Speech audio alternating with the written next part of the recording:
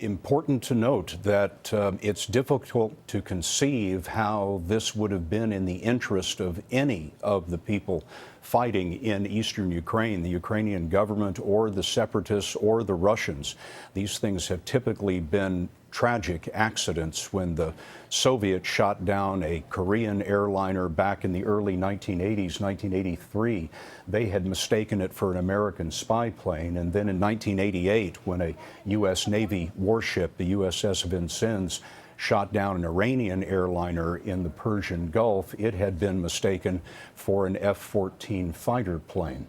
So in this case, it might well again be a case of mistaken identity with terrible, tragic results, which raises an interesting question for Sully Sullenberger, our aviation consultant.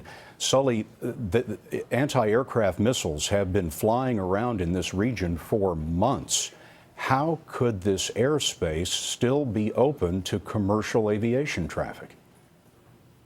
You're asking exactly the right question, Scott, and it's a mystery to me, given the recent shoot-downs, how a civilian airliner was able to transit this area, why it was routed that way. It could easily have gone an adjacent path clear of this strife area.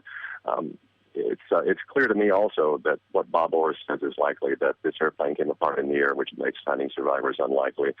And what may be done is what was done not only with Lockerbie, but with the TWA-800 crash in July 1996, a thorough forensic examination of the wreckage.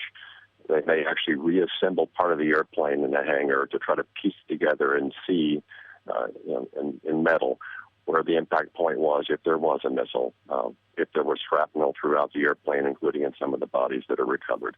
And it's likely that the Ukraine will ask the assistance of the U.S. National Transportation Safety Board, the FAA, and possibly FBI in this, what's going to be a months-long investigation. Captain Sullenberger, thank you very much.